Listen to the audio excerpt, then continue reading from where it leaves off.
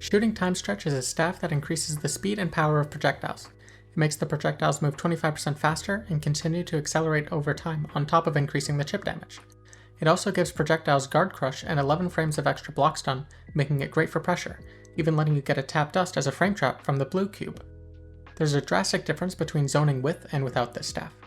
Obviously the zoning is still great without it, but it can push them from mid-screen to basically full screen almost all true stringing if you get the right spells with this staff up.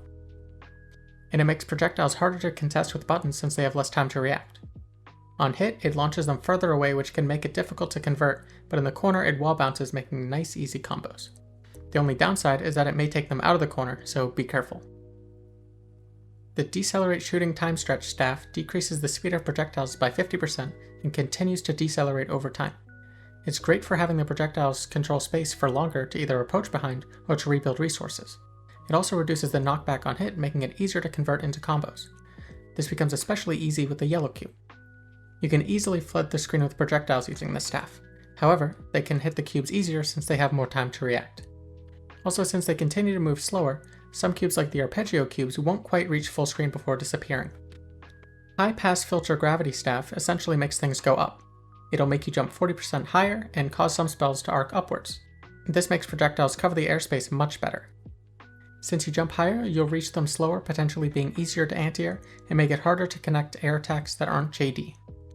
But it's nice to have the spells airborne unless they're close enough to just run under them. Also, dash super jump forward will be really hard to reach. Since the trajectory and timing of how long it takes to reach them changes, it may be a bit harder for them to interrupt. The upward launch on the projectiles also buffs their combo ability, making confirms and combo extensions much easier. Normally you wouldn't be able to combo off the blue cube from mid-screen, but you can do it easily with this staff. The Low Pass Filter Gravity Staff reduces jump height by about 33%. This lets you do a Rising JD as a Rising Overhead, and confirm with a blue cube or Earthquake spell. The yellow and green cubes are too slow to combo from it. The staff also makes projectiles launch at a downward arc and bounce repeatedly off the ground. This makes it great for covering the ground space and catching low profile moves, but comes at a cost of reducing how much it pops them up, making combos and conversions much harder. Also, since it covers the ground more, it's much easier for them to approach from the air. However, counter hit 6p into cubes gives a nice combo, so patience and mixing up when you cast spells is important. But the lower jump height also makes it easier to do safe jumps in more situations. The Gravity Rod shooting staff pulls in projectiles including his super and have them orbit the staff for 10 seconds. It can be placed left, middle, right, high, middle, or low by holding the direction you want, giving it a lot of freedom on placement. It is a great constant looming threat to cover the screen while you set up whatever you want.